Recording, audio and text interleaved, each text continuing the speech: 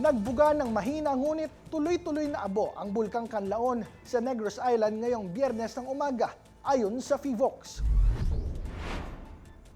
Batay sa time-lapse video na ibinahagi sa Facebook, nagsimula ang pagbuga ng abo bandang 6:27 AM at tumagal hanggang 10:11 AM noong December 25. Ayon sa ahensya, umabot hanggang 400 meters ang taas ng abo mula sa bunganga ng bulkan bago tangayin patimog kanluran. Nanatili sa Alert Level 2 ang Canlaon na nangangahulugang may patuloy na pagtaas ng aktibidad at posibleng mangyari ang biglaang pagkakaroon ng phreatic eruption. Dahil dito, mahigpit na ipinagbabawal ang pagpasok sa 4 kilometers permanent danger zone at ang paglipad ng anumang sasakyang panghimpapawid malapit sa bulkan. Ang huling major eruption ng Canlaon ay noong April 8, 2025. Pinapayuhan ang publiko na manatiling alerto at sumunod sa abiso ng mga otoridad.